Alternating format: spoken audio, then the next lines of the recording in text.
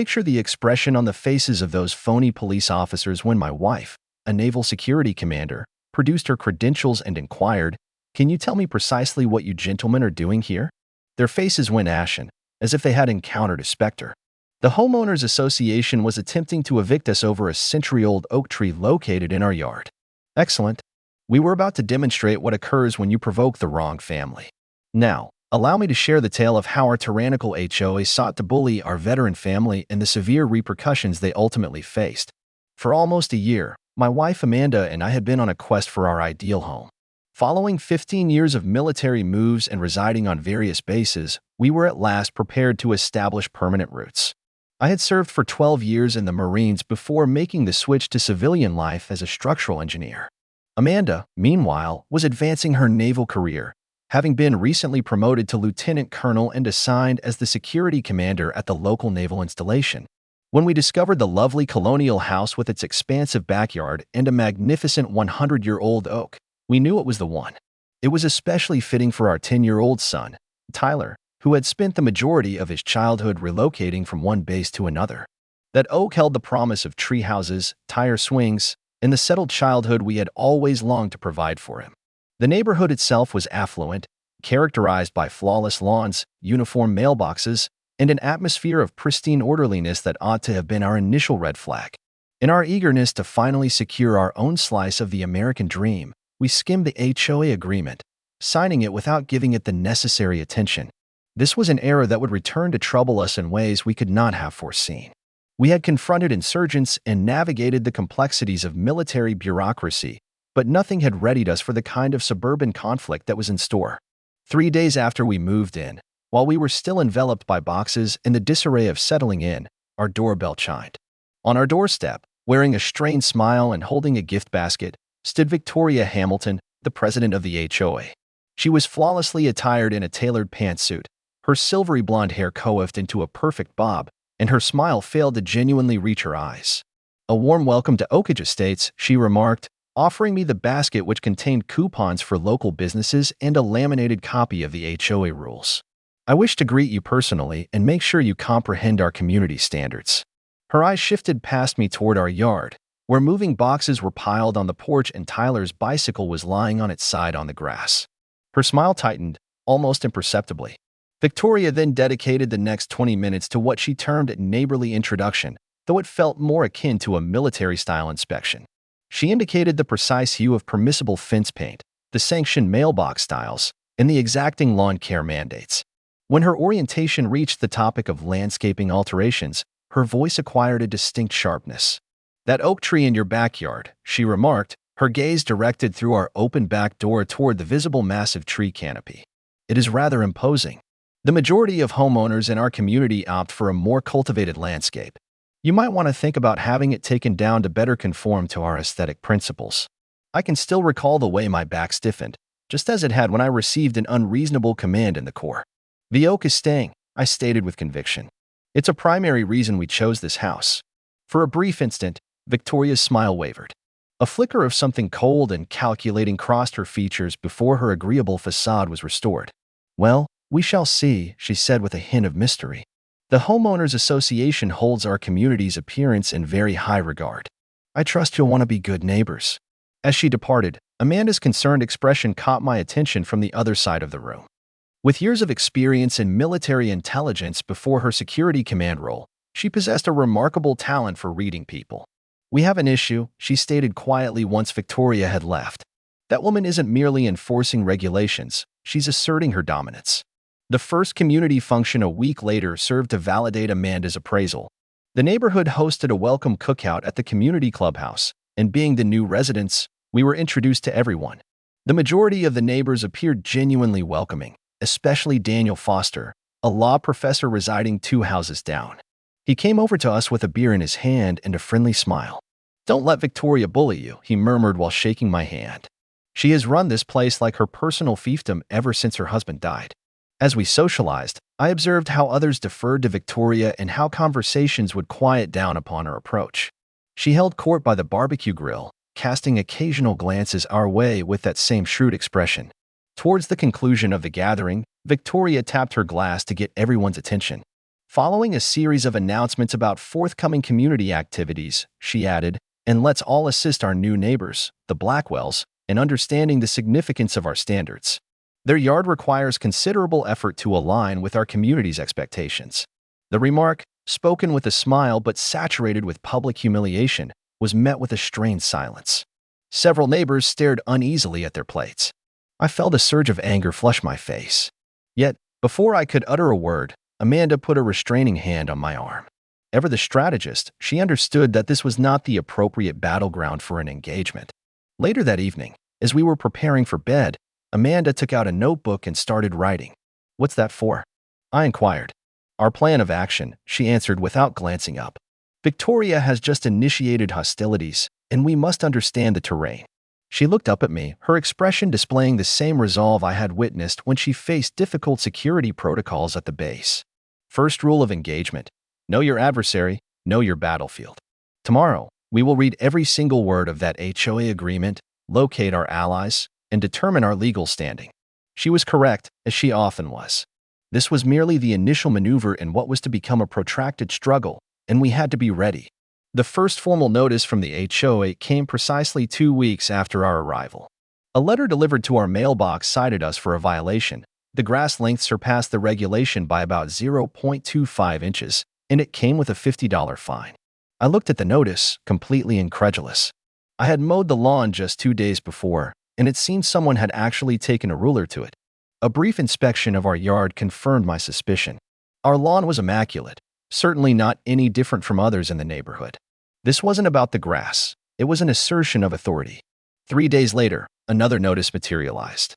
This one alleged that our trash bins were left visible from the street for 4 minutes beyond the permitted time frame on collection day, resulting in another $50 penalty.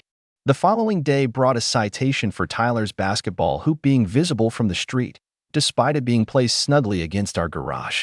The notices persisted, each one more trivial than the one before, and each imposed financial penalties that were starting to accumulate.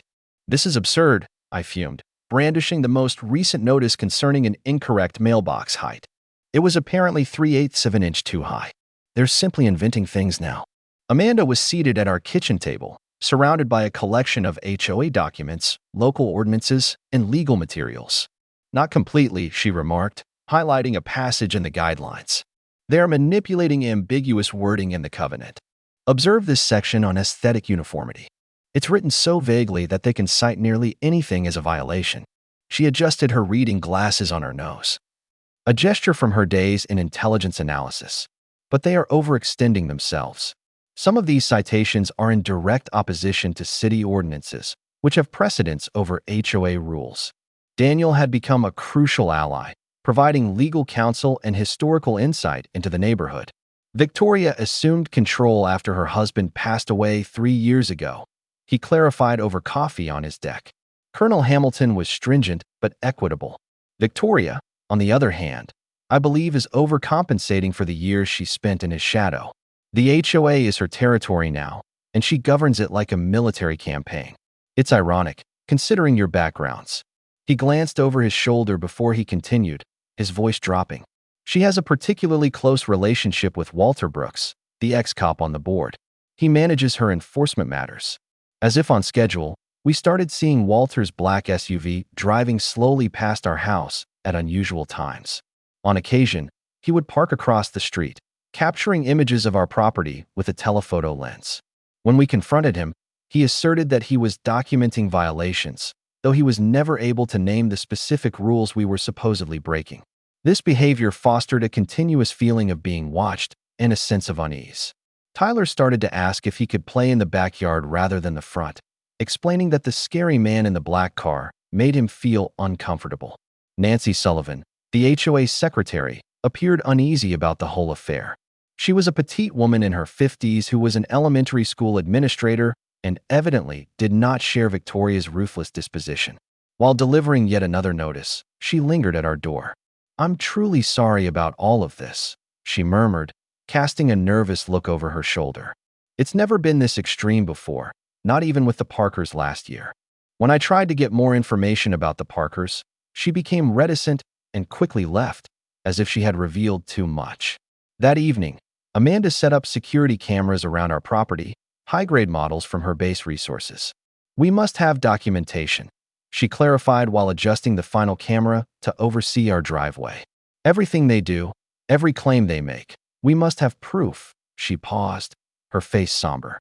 There is something not right here, Ethan. This is more than just typical HOA pettiness. They are deliberately trying to force us out, and I intend to discover why. The monthly HOA meeting validated our belief that we were being singled out. Conducted in the community clubhouse, it was our first chance to officially challenge the flood of violations. Victoria presided from a raised table at the front, with Walter and her other board members beside her, while homeowners were seated in orderly rows like students. The mood was tense and formal, a far cry from the community gatherings I had envisioned. When the floor was opened for homeowner issues, I rose and calmly laid out our case, detailing the contradictory nature of many violations and questioning the selective application of rules. I had scarcely concluded when Victoria interrupted me. The Blackwells have installed unapproved plantings in their front garden beds, she declared, as Walter showed photos of Amanda's recently planted marigolds on the wall. The landscaping covenant explicitly mandates approval for any such modification. Daniel promptly stood up next to me. A point of order, he stated firmly. As a board member 2 years ago, I can attest that annual flowers have never needed prior authorization. The covenant is specifically about structural and permanent plantings. A wave of agreement rippled through several homeowners, yet Victoria's expression stayed impassive. The board has reevaluated that section, she announced coldly. All alterations now need approval. The penalty is set at $500, with an extra $50 per day until the unauthorized plantings are taken out. A vote was taken, and despite Daniel's counterarguments and a few sympathetic glances from neighbors, the board sanctioned the fines with a 6-1 vote, with only Daniel voting against. As we departed the meeting, the sense of being ostracized was tangible. A couple of neighbors gave us uncomfortable smiles, but quickly looked away. We were being used as an example, and everyone was aware of it. Later that night, while reviewing the security footage, Amanda gestured towards the monitor. "Look," she said, highlighting Walter's SUV parked opposite our house at 2 a.m. "He has been here almost every night this week. This isn't standard HOA observation. This is surveillance." Her eyes narrowed as she scrutinized the footage, and I'm determined to find out the reason. For the subsequent 2 weeks, Amanda and I collected information as if we were engaged in active military operations again. Our security cameras recorded Walter's late-night excursions, sometimes with Victoria accompanying him. On one especially disturbing instance, our footage captured them entering our backyard at 1:30 in the morning. Victoria was gesturing towards the oak tree while Walter took pictures and made measurements. The trespass was undeniable, yet we chose not to confront them. As Amanda stated, let them believe we are oblivious. The advantage of surprise is far more valuable than an immediate showdown. Daniel's legal knowledge was indispensable, aiding us in documenting every violation notice and drafting responses that cited the relevant county regulations. "You are not the initial family they have singled out," he informed us one evening, his voice hushed despite being in our living room. "Do you recall Nancy mentioning the Parkers? I believe you should speak with Melissa Parker. She relocated to the subdivision across the highway last year after selling her house here at a considerable loss." He provided us with her address and phone number. "Just refrain from mentioning I was the one who sent you." Victoria has a long memory when it comes to what she perceives as disloyalty. Melissa Parker was a jittery woman in her mid-40s. She was at first hesitant to talk to us, but her demeanor changed as soon as I brought up the oak tree. "They attempted to make us cut down our heritage oak as well," she stated, welcoming us into her considerably smaller residence. The fines grew to be overwhelming. By the end, they were $1,500 a month. My husband had lost his job due to COVID, and we simply lacked the resources to continue the fight. Her hands had a slight tremor as she presented their documents. Victoria asserted that our tree was in violation of some obscure height restriction that had never been enforced before, but the true motive emerged after we had sold. That motive, as Melissa clarified, was a proposed commercial development. A developer had acquired several neighboring properties at the edge of the community and required access through what was then green space behind a number of homes, including the one where our house was located. The huge oak trees on these lots were hindrances to their project. 3 months after our departure, they rezoned that entire area, she recounted with bitterness. The trees were felled, and the construction began. I heard that Victoria received a consultant's fee from the developer. With this new intelligence, Amanda delved further. Utilizing her military network, she gained access to public records that would have taken ordinary citizens weeks to obtain. Council member Gregory Matthews, she announced, laying out documents on our dining table late one evening. He sits on the planning commission that sanctioned the rezoning where the Parkers used to live.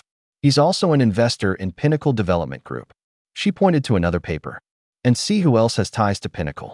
The financial disclosure form identified Victoria Hamilton as a special consultant who was receiving large quarterly payments.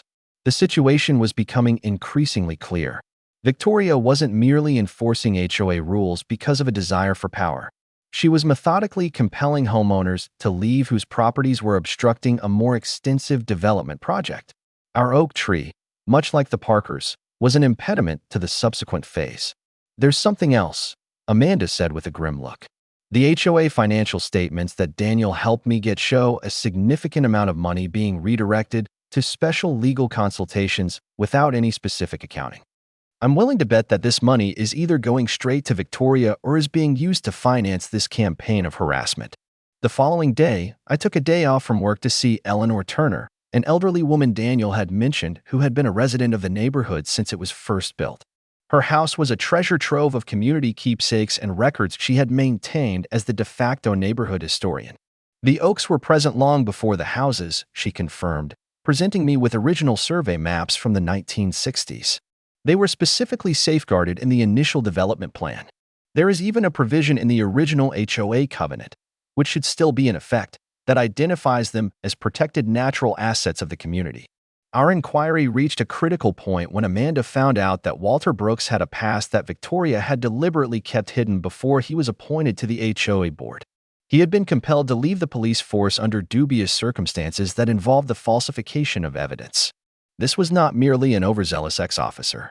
This was an individual with a documented history of disregarding rules and creating false documentation. While Amanda was at her job the next day, I saw Walter parked on the street, observing our house with binoculars. He's not even trying to hide it anymore, I thought, and deciding to take a calculated chance, I went directly to his car. Are you finding any violations today, Walter? I inquired in a cheerful tone, observing him as he clumsily tried to put down the binoculars. His face turned red, but he soon regained his composure, his expression becoming stern. I'm just performing my duties, Blackwell. Someone needs to uphold the standards around here.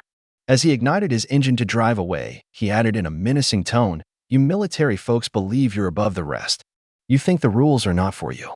Victoria will not permit you to diminish the value of this neighborhood. You ought to begin packing your things now. It will save you a lot of hassle. That evening, Amanda came back from the base with a troubled expression. She waited until Tyler was asleep before she told me what she had found out. I was in the clubhouse office making copies of the HOA financial records when I was almost discovered, she said in a hushed tone, even though we were the only ones in our kitchen. Victoria and Walter entered while I was in the copy room. They didn't notice me, but I overheard their entire conversation. She took out her phone and played a recording. Victoria's voice was distinctly audible. Matthew says the zoning commission is meeting next month. We need those properties cleared by then, especially the Blackwells. That oak has to be removed, one way or another. Walter's gruff voice answered. The legal process is dragging on for too long. Brooks thinks I can devise another method to accelerate things if necessary. Victoria let out a laugh. It was a cold, calculating sound that sent shivers down my spine. Do whatever is required. Just ensure it cannot be linked back to us or the association. I have invested too much effort to allow some military family with their precious tree to ruin everything.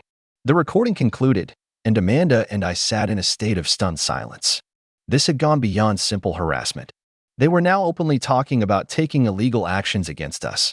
The next morning, a certified letter came, summoning an emergency HOA meeting.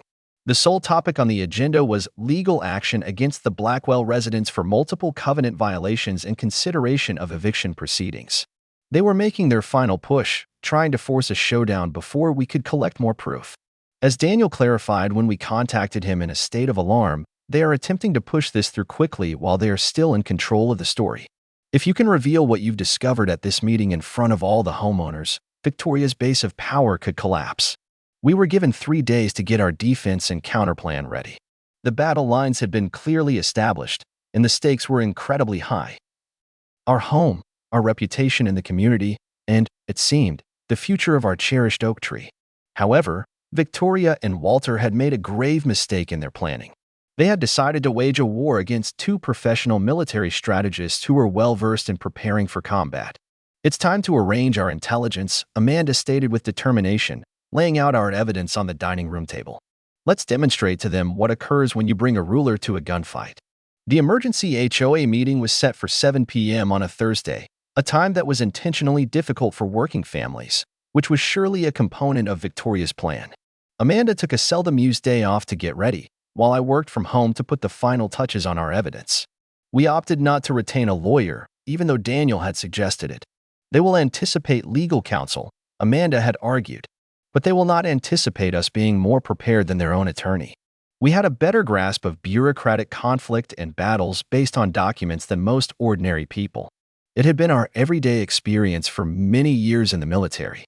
Victoria had hired Ryan Harrison, a polished HOA lawyer known for his aggressive methods against homeowners. His reputation was well known.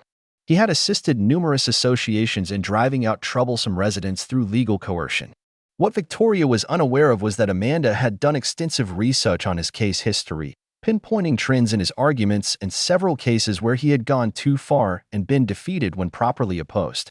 The atmosphere in the clubhouse that evening was charged, with a larger crowd than was typical. Inquisitive neighbors occupied the seats, while Victoria and the board were seated at their raised table, looking smugly self-assured. Ryan Harrison was next to them, his pricey suit and meticulously organized legal papers giving off an impression of unassailable power. We settled into our seats in the front row, feeling serene and ready, which appeared to briefly throw Victoria off balance. She had obviously anticipated us to look frightened. "This emergency session is to address the continuing violations at the Blackwell residence," Victoria stated without any preamble. "Given the frequency and seriousness of the infractions, the board has approved legal action." She gave a nod to Harrison, who got up and passed out packets to the board members. "These homeowners have shown a persistent lack of respect for community standards, which includes unapproved landscaping, inadequate maintenance, and, most critically, a refusal to deal with the dangerous oak tree that is in violation of height and safety regulations." Harrison displayed images on the wall, photos taken at specific angles to make our well-kept property appear messy, with red circles highlighting alleged violations. "What is most worrying," he went on smoothly, "is the independent arborist report that confirms the oak poses an immediate safety risk to the surrounding properties." He showed a document that looked official, with charts suggesting the tree had structural weaknesses. "The association is left with no alternative but to insist on its immediate removal, with daily fines of $1,000 until there is compliance." When it was finally time for us to speak, I rose to my feet calmly, expressing my gratitude to the board for the chance to address the issues. "To begin," I said, "I would like to check the credentials of the arborist who compiled this report." Harrison gave a self-satisfied smile and showed a certificate. "Martin Consulting, fully licensed and insured. Their evaluation is indisputable." I gave a thoughtful nod before I answered. "That's interesting, considering Martin Consulting ceased its operations 18 months ago." A hush fell over the room as I displayed an official state business dissolution notice on the wall. "This report is a forgery, which is considered fraud in legal matters." I could see Harrison's self-assured look begin to crumble as Amanda stood up beside me, handing out our own set of documents to the board members and any interested homeowners. "Furthermore," she added seamlessly, "the original community covenant explicitly safeguards heritage oaks as community assets." She put up Eleanor's historical documents for all to see, pointing out the relevant parts. "This safeguard was established before and takes priority over any later amendments concerning height limitations." For the following 20 minutes, we systematically took apart every charge, showing photographic proof that contradicted their assertions about our property state, referencing the applicable county laws that had precedence over HOA regulations. And finally, disclosing the documented link between Victoria, Councilmember Matthews, and Pinnacle Development. The stunned whispers from the crowd intensified as we laid out financial statements that revealed dubious use of HOA money that corresponded with consultancy fees from the developer. Victoria's expression had shifted from confident to irate. "This is preposterous," she broke in, her voice getting louder. "These military individuals are making up conspiracy theories because they don't want to adhere to basic rules like everyone else." She glanced at Harrison for backing, but the lawyer was hastily looking through our papers, clearly surprised by how thorough our response was. The judge who was overseeing the hearing, whom Harrison had probably thought would just approve everything, examined the contradictory reports with increasing apprehension. "These are very serious accusations from both parties," she stated at last. "I am ordering a 2-week postponement for a thorough check of these documents and assertions." She gave Harrison a severe look and said, "And I want confirmation of that arborist's credentials and an explanation for the discrepancy that Mr. Blackwell pointed out. It was becoming clear that the sound from my systems might cause them some lasting harm." As the meeting broke up into fervent debates among the homeowners, Walter cornered Victoria by the exit, their intense whispers just within earshot from where I was collecting our things. "This is spiraling out of control," he hissed. "They have too much information. We need to switch to Plan B before they discover the zoning applications." Victoria's reply sent a shiver down my spine. "Deal with it tomorrow. It doesn't matter how. Just make them realize they are no longer wanted here." The looks they gave us held something more perilous than simple irritation.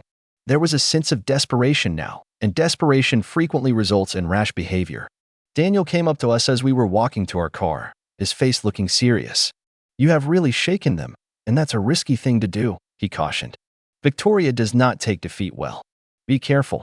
Amanda gave a nod, her military background showing in her watchful stance and her eyes scanning the area. "We are very much aware of that," she said.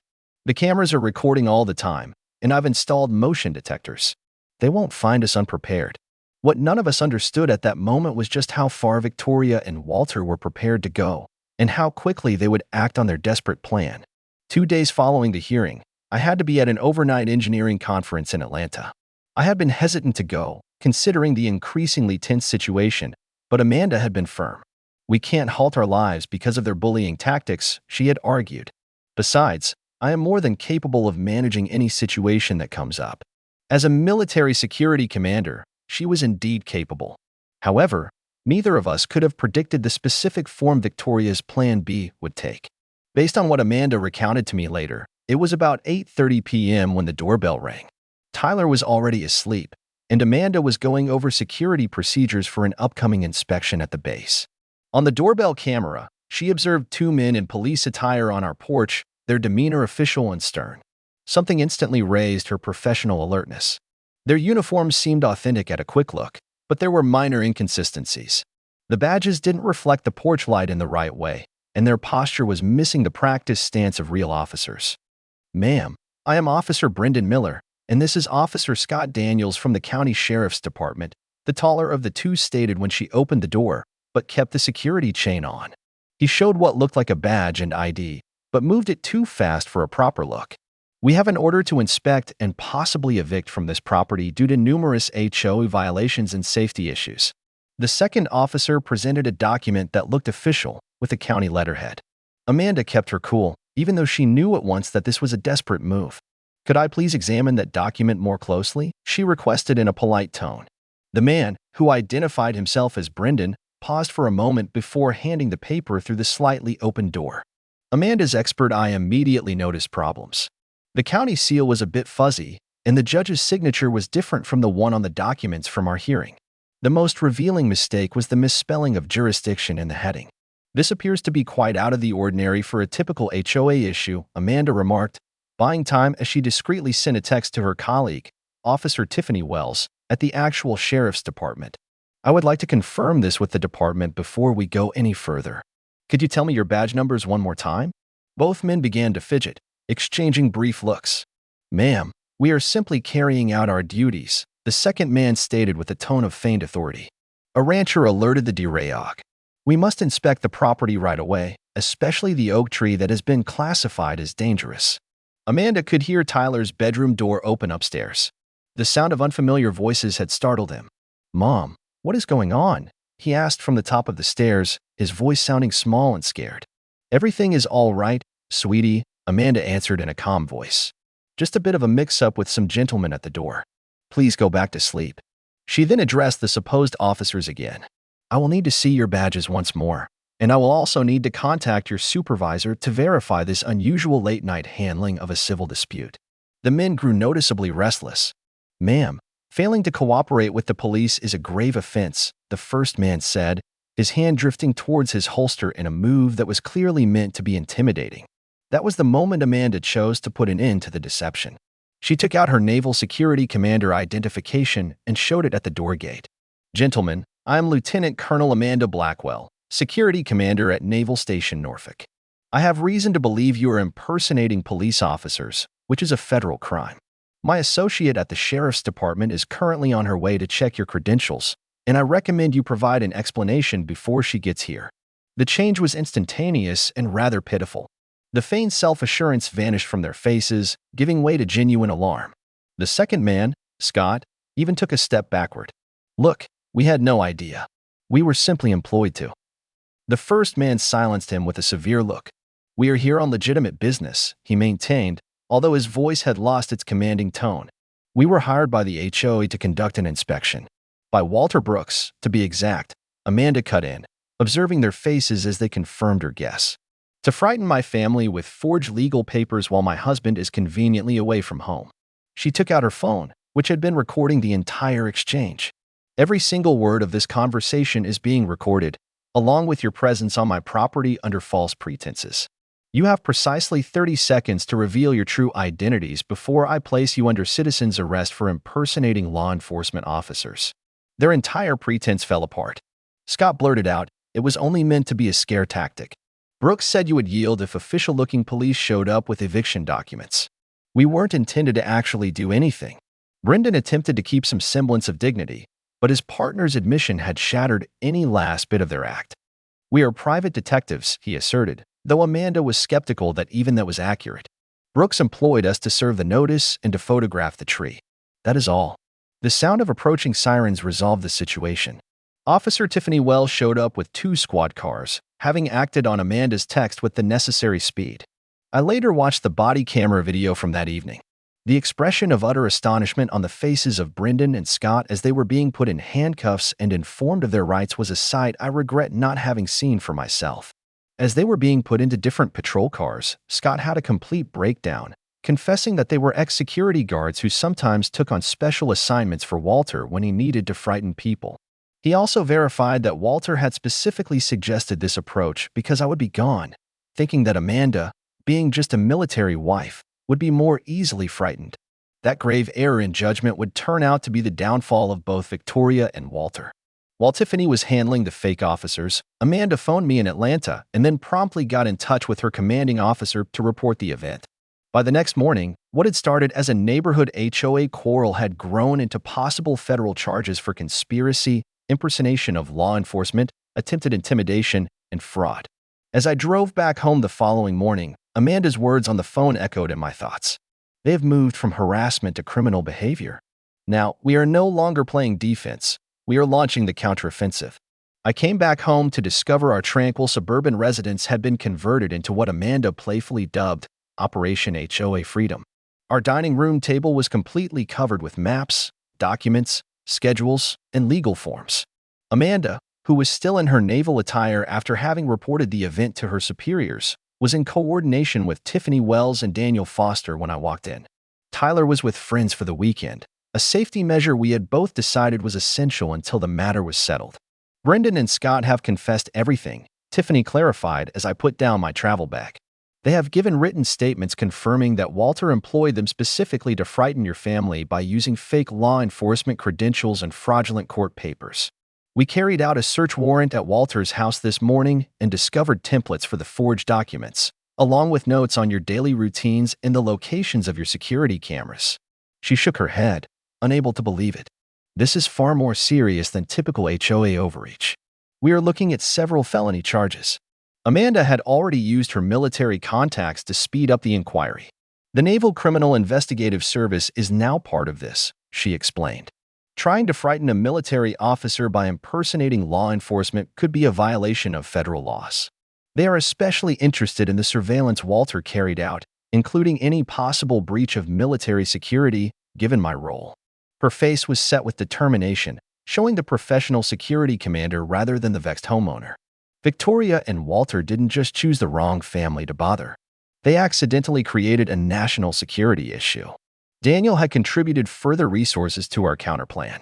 I have been keeping a record of Victoria's HOA violations for years, he disclosed, laying out neatly arranged folders on our table.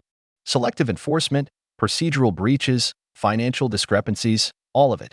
Most homeowners were too afraid to challenge her, but I maintained records in the hope that one day someone would confront her. He gave a somber smile. I just didn't anticipate it would involve counterfeit police and federal charges. Our roster of supporters had expanded considerably following the fake police event.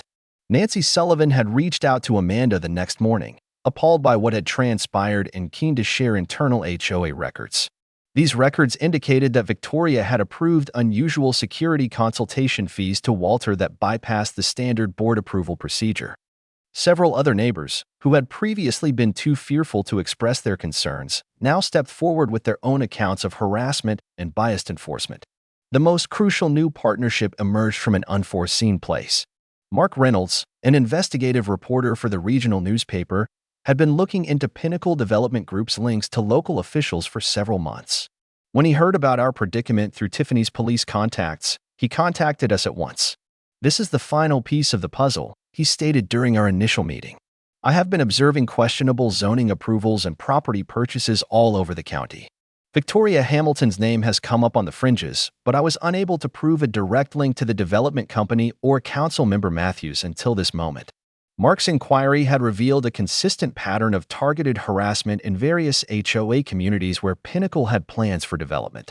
The method was always the same: pinpoint properties that were in the way of potential development, use HOA rules to pester the owners until they sold their homes for less than the market value, and then, mysteriously, grant exemptions from the same rules to the new owners, who were shell companies for Pinnacle. "What sets your case apart," Mark pointed out, "is that you retaliated with solid proof. Most victims simply give in to the financial and emotional strain." With Walter keeping a low profile after the police raid and Victoria suddenly not responding to anyone's calls, we ramped up our counterplan. Amanda and I divided our areas of expertise. She took charge of the law enforcement and security aspects, while I collaborated with Daniel on the HOA regulatory infractions and with Mark on documenting the development scheme. Tyler came home and was happy to see that our house was now being regularly patrolled by real police officers as a part of the ongoing investigation. Victoria, however, was not going to give up without a struggle. 3 days after the fake police event, every homeowner got an emergency notice for another HOA meeting. The agenda had just one item: presentation of conclusive evidence regarding the Blackwell residents' violations and authorization for legal action. She was making a final, desperate attempt to turn the community against us before the details of the criminal investigation were made public. What Victoria was not aware of was that we had foreseen this tactic. Amanda had made arrangements for Officer Wells to be present in an official role to speak about the false police impersonation incident. Mark Reynolds would also be there to record everything for his investigation. We had also received confirmation that FBI agent Mitchell, an expert in public corruption cases, would be attending after discovering troubling links between council member Matthews and several other development projects that showed similar patterns of harassment. The evening before the meeting, Amanda and I were sitting on our back porch, gazing at the huge oak tree that had unexpectedly become the focus of this suburban conflict. Its limbs reached out over our yard in a protective manner, just as they had for 100 years before we moved in. "Do you have any regrets about buying this house?" I asked Amanda as we sipped our coffee in the quiet of the evening. She thought about the question for a moment before she replied. "No," she said finally. "In the military, we are taught that the things that are most valuable to protect often require a struggle. This house, this tree, and what they mean for Tyler's future, they're all worth fighting for." She reached out and held my hand. Besides, Victoria chose the wrong adversaries. We have dealt with far worse than a power-obsessed HOA president and her hired-gun sidekick. As we were finalizing our plans late into the night, we got an unexpected call from Tiffany. "There's something you should be aware of before tomorrow's meeting," she said, her tone insistent. "We have found out that Victoria submitted an actual court order today, a real one this time, using the same forged arborist report about your oak tree being dangerous. The judge who had signed it was not informed about the ongoing investigation or the allegations of document fraud. Technically, it is a legitimate inspection order until it is contested in court. Victoria's last move was both desperate and clever, using the proper legal channels to achieve what her illegal attempt had not. She is attempting to create a legal justification for what Walter did, Amanda realized. If there is a legitimate court order, they can claim the fake officers were just a misunderstanding instead of a deliberate criminal act. We spent the next hour on the phone with Daniel, formulating a plan to address this new development. The HOA meeting was no longer just about defending our reputation. It had turned into our chance to reveal the entire scheme before Victoria could put forth her deceptive story. The clubhouse was filled to overflowing for the emergency meeting. News of the counterfeit police incident had circulated throughout the neighborhood, sparking a flurry of rumors and theories. Victoria was seated in the middle of the board table, looking as calm and self-assured as always, with Ryan Harrison next to her, getting legal papers ready. Walter's chair was noticeably vacant. He had reportedly phoned in sick, not wanting to confront the community after the police had searched his house. I saw a few people I didn't recognize in the crowd, one of whom was a serious-looking man in a smart suit, who I later found out was FBI agent Mitchell. Victoria started the meeting with her usual confidence, acknowledging the larger-than-normal crowd with a slight smile. "We are here to deal with the ongoing, serious violations at the Blackwell property and to give final approval for legal action," she began in a smooth voice. In spite of numerous warnings and chances to follow the rules, these homeowners have consistently ignored community standards, which has led to their dangerous refusal to cut down a hazardous tree that poses a threat to nearby properties. Ryan Harrison got up to give out packets to the board members. "As you can see, we now have a court-ordered inspection and possible removal authorization for the oak tree in question," he stated, showing the document on the wall screen. "A county judge has looked at the evidence and agrees with our safety concerns." He then added, with a direct look at us, "Any efforts to hinder this legal order will lead to contempt charges." Victoria's smile grew triumphant as she said, "There have been some unfortunate misunderstandings lately concerning our enforcement methods. The board is sorry for any confusion, but we want to make it clear that all actions taken were for the good of the community and were within the law. Now, we will move on to the vote to approve funds for the enforcement of the court order and any possible legal costs." This was the moment we had been getting ready for. I rose to speak, feeling the comforting presence of Amanda beside me. "Before we take any vote, there is crucial information that the entire community ought to be aware of," I stated in a calm voice. What Victoria calls unfortunate misunderstandings was, in fact, the criminal impersonation of law enforcement officers using fraudulent documents, a scheme directed by board member Walter Brooks under Victoria's orders. The room was filled with stunned whispers as Officer Tiffany Wells came forward, dressed in her full uniform. "I am Officer Wells from the County Sheriff's Department," she declared. "Two men were taken into custody at the Blackwell residence for pretending to be police officers and showing fake court documents. They have given official statements identifying Walter Brooks as the individual who employed them to frighten the Blackwells and to gain entry to their property." She then detailed the criminal investigation, confirming that Walter was being investigated for several felonies. Victoria's face had lost all its color, but she quickly regained her composure. "This is preposterous," she interjected. "Walter may have shown a lack of good judgment in hiring private security, but any claim of criminal activity or involvement from the board is absurd. We now have a legitimate court order, which demonstrates that our concerns were valid from the start." Amanda then came forward. Her naval security identification clearly displayed on her lapel. "That court order was acquired by using the same counterfeit arborist report that we invalidated in the last meeting," she declared, projecting both documents side by side. "Martin Consulting, the supposed creator of this report, went out of business 18 months ago. We have received confirmation from the state licensing board that no certified arborist has examined our tree." She then addressed the homeowners directly. But this issue extends far beyond a disagreement over a tree. With meticulous precision, Amanda and I presented the entire scheme we had uncovered, backed by Daniel's records and Mark's investigative work. We disclosed Victoria's financial ties to Pinnacle Development, the consistent harassment of homeowners whose properties were obstructing development projects, and the improper use of HOA funds to support these activities. Mark Reynolds stood up to verify that his newspaper would be releasing an exposé the next day, which would include financial statements and sworn testimonies from past victims like Melissa Parker. The mood in the room shifted as the proof accumulated. Surprised gasps and angry whispers took the place of the usual respectful quiet that followed Victoria's statements. Several homeowners rose to recount their own stories of biased enforcement and bullying, now feeling brave enough to speak out. Nancy Sullivan, visibly shaking but resolute, confirmed that Victoria had instructed her to alter meeting minutes and financial statements on several occasions. "I was worried about losing my job," she confessed with tears in her eyes. "But I can no longer be a part of this." Victoria's carefully maintained image started to fall apart right in front of us. "These are baseless lies," she insisted, her voice getting louder with panic. "This military family came here and immediately began to stir up trouble, refusing to adhere to straightforward rules that everyone else follows. They have made up this intricate conspiracy theory because they are too obstinate to cut down one hazardous tree." Her angry speech was cut short by the sudden arrival of Councilman Matthews, who had entered the back of the room during the presentations.